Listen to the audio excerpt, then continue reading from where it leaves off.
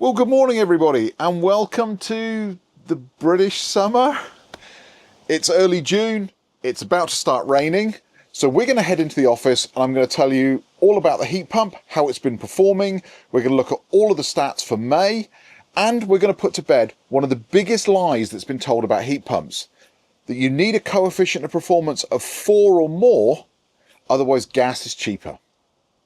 So with that, let's head inside before the next downpour.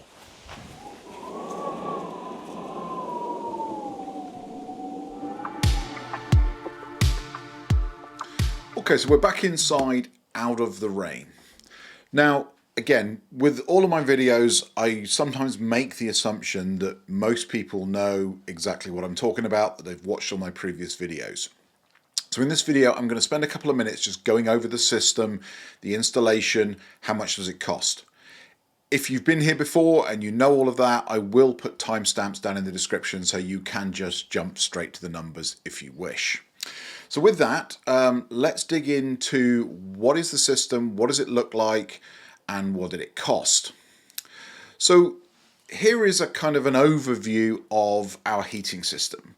And I don't expect anyone to be able to just understand this straight off the bat. So let's walk through each of the parts. I'll explain what they do, then we'll talk about what it all cost.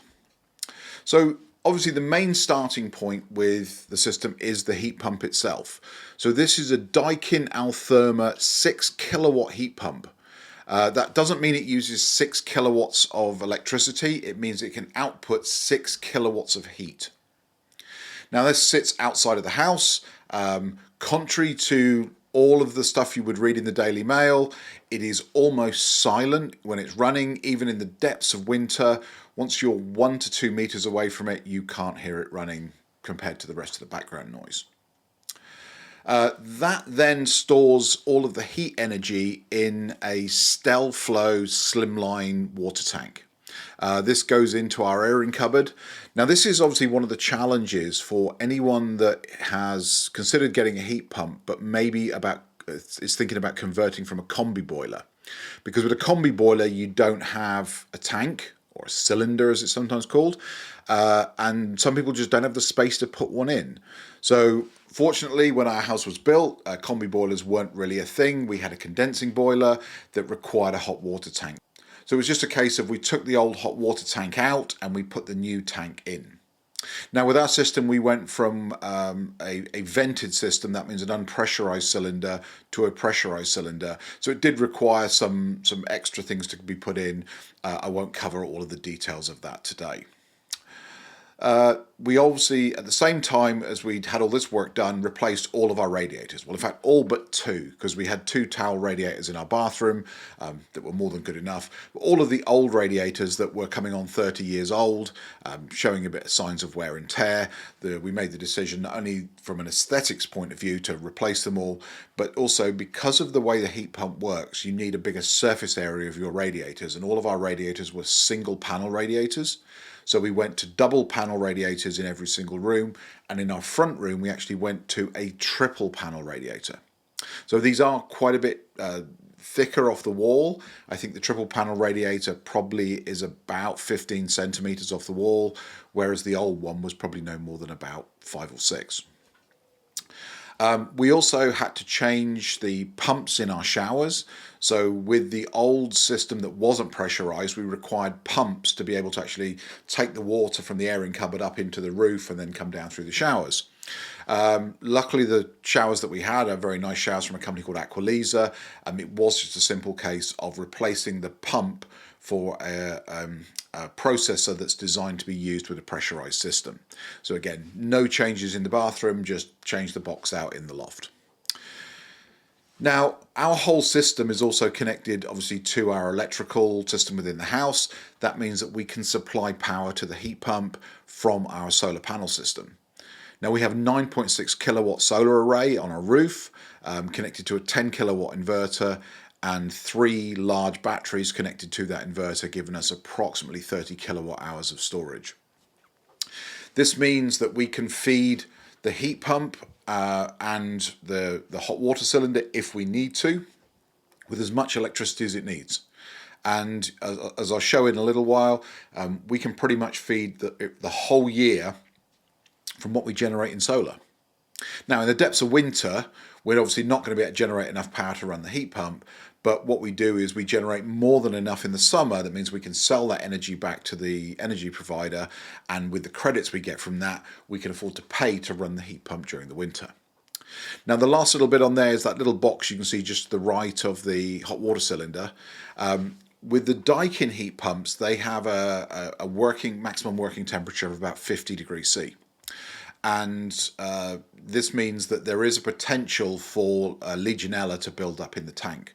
And when you have sort of warm water, it's a fertile breeding ground for the Legionella bacteria. So although we don't need to heat, we don't need to use the resistive element within the heater very often, we do have our eddy, which is our solar hot water diverter program, that once a week it comes on in the middle of the night and it basically boosts the temperature in the tank to about 70 degrees. This will kill off any Legionella bacteria that might be forming in there. And again, we don't have to do anything. This is all set, it's all scheduled, and it just works. And again, we could, if we wanted to, use that diverter to actually heat the hot water. But it makes absolutely no sense from a financial point of view to do that.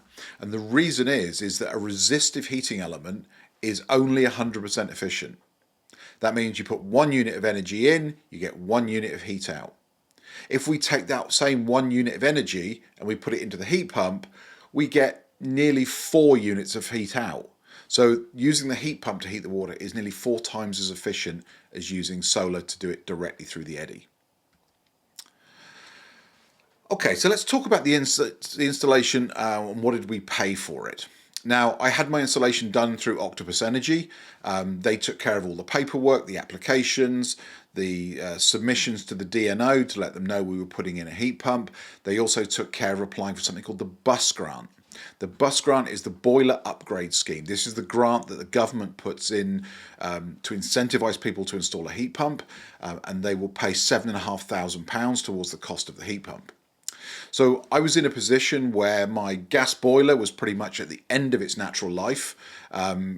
Every time the British gas engineer came out, other than sticking a new condemned sticker on the front of it, he kept telling me that there are no spares for these anymore. They are so old. If it goes, you're going to need to get a new boiler pretty quickly. So rather than wait for it to fail, we took a few preemptive steps and we looked at it and said, well, we've got our money out of our previous gas boiler. Let's look at what the options are and make a decision as to what we're going to do. Because you can guarantee if we'd have left it, it would have failed on the day before Christmas Day and we'd have all have had a miserable Christmas in a freezing cold house. So we looked at what would be the cost for a new boiler. We probably would have gone with a combi boiler, but we priced up like for like solutions. So a condensing boiler with a new cylinder. We wanted a little bit more water for the showers, and new radiators, and that quote came in. The cheapest we could get that down to was £3,595. If we just replaced the boiler, we left the existing tank and the radiators in place, it would have been £1,950. Then we got a quote from Octopus for the heat pump, and that included the heat pump, the hot water cylinder, new radiators throughout, and obviously all the installation. That came to £3,795, and that was after the £7,500 grant from the government. Now, again, we didn't have to apply for that. Octopus took care of that. They obviously sent the money directly to Octopus because I never saw any of it. But my bill that I had to pay at the end of the installation was £3,795. So as you can see, there's about a £200 difference between what we were quoted for a new heating system using the gas boiler and what we got from the heat pump. Now, what really swung it in favour of the heat pump was that we can generate the power for the heat pump. We can't generate our own gas. Even if we could, it would probably be highly illegal to do it. I'm sure my neighbours wouldn't be very happy with me storing large cylinders of gas at the bottom of my garden. But it's just not possible to domestically generate gas to run your heating system with. So that was the big thing that swung it for us in favour of the heat pump. Obviously, having solar and batteries meant we could generate a large amount of the energy that this thing was going to use, and therefore reduce our gas bills to almost nothing. Now, There is a huge mistruth being told about heat pumps. And I've seen this in comments of lots of videos. I've seen people repeating it and I don't know where it started from, but it's really simple to disprove. And that is that if you don't have a coefficient of performance of your heat pump, by the way, coefficient of performance is a simple measure where you take the amount of energy you put in, you measure the amount of heat energy that you get out, and you divide one by the other, and that will give you your coefficient of performance. And it will tell you every unit of energy you put in, how many units of heat you get out. And a lot of people are saying if you don't have a coefficient of performance of 4, so you're not getting 4 units of heat out for every energy unit that you put in, then gas is going to be cheaper because electricity is 4 times more expensive than gas. Now, it's true. Electricity is 4.4 times the price of gas. So in theory, you'd need a coefficient of performance of 4. But I'm going to show you that that's not strictly true. So these are the unit prices for electricity and gas in my region as provided by Octopus Energy. Now again, if you're with a different provider, these may vary, but currently gas is 5.65 pence per kilowatt hour, and electricity, if you're on a 12-month fixed tariff, is 25.25 pence per kilowatt hour. So in this case, electricity is 4.4 times as expensive per kilowatt hour. It would seem that you need a coefficient of performance of 4.4. That's not true at all. So if we actually look at the different tariffs that are available, the reality of the situation is nobody is going to go to the trouble, the expense of buying a heat pump and putting it in their house to run it on the most expensive tariff. There are other tariffs out there. Even if you don't have solar and batteries or you don't have an EV, you can still get access to lower cost tariffs. And in fact, both Octopus and Eon, and I believe some of the others, Centrica, have heat pump specific tariffs that bring that cost down a little bit. Now, Octopus have something called Cozy Octopus. It has 3 different price points. It has a very expensive part of the day, a cheaper part of the day, and a normal day rate. If you average all of those 3 numbers out, you get about 23 pence a kilowatt hour. But talking to actual users on Cozy, they're seeing prices around 18 pence or maybe even lower, depending on how they heat their home. Now, the way I heat my home is I turn the thing on and I leave it to run. I tell it I want the house to be at this particular temperature, and it just does its thing. I don't fiddle around with it. I don't change anything. I just let it do its thing. But if you are on a tariff where you can get overnight cheap rate electricity, if you do have solar and batteries, then tariffs like Intelligent Go bring that price down even further, down to 7 pence per kilowatt hour. So with smart tariffs, the price per kilowatt hour comes down, and this 4 to 4.4 difference, the coefficient of performance you need, just gets blown out the water. So let's look at my actual data. Let's look at real numbers. These are numbers that I record every single month from my heat pump. And I'll separate the heating from the hot water, and then I'll give you the combined numbers. So as you can see here in this table, we have months down the left-hand side, so January through May. The number of kilowatt hours of energy that I used to generate heating. Now all of this is recorded in something called the MMI, which is the little screen that attaches to the heat pump. You can get all of this data from there. So we used in January 509 kilowatt hours, and then as you can see, as the months go on and it gets warmer and we come out of winter into spring and the early parts of summer, that drops off dramatically. And May, the 0 is not an error. We don't turn our heat pump off. All we do is dial the temperature down. Now I have the temperature dialed down to 16 degrees. It has never got below 16 degrees in the whole of May. Even at night time, the temperature was significantly higher than that. So we've used no kilowatt hours to heat the house in May. But as you can see there, kilowatt hours in the first column. The second column are the kilowatt hours of heat produced. Now, as I mentioned, to get the coefficient of performance, you take the number of kilowatt hours of heat produced and you divide it by the kilowatt hours that you put in, and that gives you your coefficient of performance. So what you can see there is early in January, February timeframe, we were about 3.1 to 3.2. As it started to get a little bit warmer, that went up to 3.4. As we got into April, where it was really warm, we didn't really use a lot of heating, we were at 4.5. And it's 0 at the moment because we don't have the heating on. So if we do the same for hot water, you can see there our hot water. Now, obviously, we need hot water all year round. It goes down a tiny bit as it gets a bit warmer because we don't have the shower quite so warm. But as you can see there, sort of 144 in January, sort of declining down to 82 in May. So again, hot water all year round. Again, the number of kilowatt hours of heat produced and the coefficient of performance. So again, you can see now hot water heating is a little less efficient than heating for your radiators. So the coefficient of performances there go from 2.9 in January up to 3.94 in May. Now, when you combine those numbers together, this is what we get. So you can see again, we've got a range of coefficients of performance from 3.32 all the way up to 3.94. Not once have we reached a coefficient of performance of 4 yet. Remember that. So then what we do is we average all of those out, and over the course of the last 5 months, we have a seasonal coefficient of performance of 3.24. Now, there's probably people are jumping in the channel going, well, I get 4.5 or 5 out of mine. So I'm fully aware I can adjust my heat curve. I can probably get more performance out of the unit, but I want to run it for a full year on the settings that Octopus put in when they put the system in. So whatever the heat curve was that they put in on day one, we will run it for a whole year before we start making any changes to that.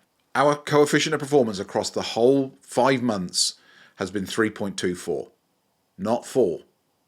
So is gas cheaper? Well, no, gas isn't cheaper, not by any measure. Let me show you why. So this is a bit of an eye chart, I'll give you that, but let me explain the chart and the table here. So what you can see here are the 5 months of this year. In each of those months, we've got 5 different numbers. Now, in the table at the bottom, what you'll see is we have the numbers from the previous chart, so the amount of heat we produced, the number of kilowatt hours of electricity that we used to produce that heat. Then in the blue column, that's Intelligent Octopus Go at 7 pence per kilowatt hour. So that's what it would have cost to produce that much heat using electricity at 7 pence per kilowatt hour. The green bars in the chart and the green column, that is Cozy Octopus. That's at an average price of 18 pence per kilowatt hour. Now we go on to the grey column. That's if you were on the fixed 12 months tariff. This is, remember I said, of people who would never do this because if you got a heat pump, you would probably go to something like Cozy Octopus. Well, this is for people who put a heat pump in but decided they wanted to run it on the most expensive electricity they could find. Then we have the orange column. That is for a gas boiler that is 90% efficient. So a modern combi boiler. And the previous 2 columns in the table there before that, you'll see that is the conversion of the number of kilowatt hours of heat that we produced with the heat pump multiplied by the efficiency. So it will give us the exact number of kilowatt hours of gas that we would have needed to produce the same amount of heat. So we have a column for a combi boiler at 90% efficiency, and we have a column for an old condensing boiler like the one I pulled out at 75% efficiency. So that gives us our orange and our red bars, a combi boiler in the orange column and a condensing boiler in the red column there. So if you go through each of the months, what you might notice is in the first month, in January, in the depths of the winter, the combi boiler would cost about £140 to run. If you were running on that fixed 12-month electricity tariff, it would have cost you £146. So in that one scenario there, you will see the combi boiler was ever so slightly cheaper, but not compared to Cozy. Even in January, Cozy would have been significantly cheaper. And if you were comparing it to Octopus Intelligent Go, there's just no question that running a heat pump is so much cheaper than using gas. But if we go through each of the months, you'll see that the same scenario, the same ratio kind of stays there. The 12-month fixed tariff and a combi boiler are roughly equal. So 106 to 104 in February, 63 to 63 in March, 24 to 26 in April, and 20 to 23 in May. So that climb from Intelligent Go being the cheapest, Cozy being the second, combi boiler slash 12-month tariff being the third, and a condensing boiler being the fourth. That stays, it doesn't matter whether we have a cold month or a warm month, that ratio between them is always the same. So when we rank the individual tariffs, it's pretty simple. Intelligent Go would have given us an energy bill for those 5 months of £104. If we were on Cozy, we would have paid about £268. If we had a fixed tariff, that's the fixed 12-month tariff, we'd have paid £359. And if we'd have stayed on gas with a combi boiler, we'd have paid £356. So as you can see, there is £3 in it between that 12-month tariff and the combi boiler. And if I'd have stayed with my old 75% efficient boiler, I would have paid £427. So gas is only cheaper if you're not on a smart tariff, that you've got a fixed energy contract at a high price, which there will be nobody on, because the minute you get your heat pump installed, you would have moved to a smart tariff. Now, obviously, to be on a smart tariff, you need a smart meter. And I understand that not everybody can have or wants to have a smart meter. So I would say if you can't get a smart meter, moving to a heat pump might not be for you. But that's not the whole story, because if you remember from the diagrams at the beginning, we have solar panels and batteries.